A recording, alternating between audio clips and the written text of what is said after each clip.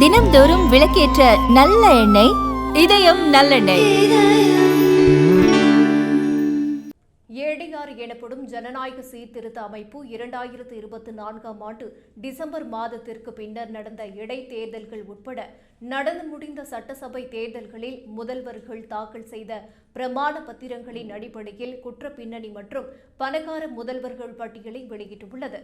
இதில் குற்ற பின்னணி உடைய மாநில சட்டமன்றங்கள் மற்றும் யூனியன் பிரதேசங்களில் இருந்து பகுப்பாய்வு செய்யப்பட்ட 30 முதலமைச்சர்களில் 60% சுத்தமான பின்னணி கொண்டவர்களாகவும் 40% குற்ற பின்னணி கொண்டவர்களாகவும் அறிவித்துள்ளனர். குற்ற பின்னணி கொண்டவர்களில் 12 அதாவது 40% முதலமைச்சர்கள் தங்களுக்கு எதிராக குற்ற வழக்குகளை பட்டியலிட்டுள்ளனர். இதில் 10 அதாவது 33% முதலமைச்சர்கள் தங்களுக்கு எதிராக கடுமையான குற்ற வழக்குகள் உள்ளதாக அறிவித்துள்ளனர். குற்ற பின்னணி உள்ள முதல்வர்கள் பட்டியலில் முதலிடத்தில் உள்ள தெலுங்கானா முதல்வர் ரேவந்த் ரெட்டி தன் மீது மொத்தம் 89 குற்ற வழக்குகள் இருப்பதாகவும் அதில் 72 கடுமையான குற்ற வழக்குகள் என்றும் அறிவித்துள்ளார்.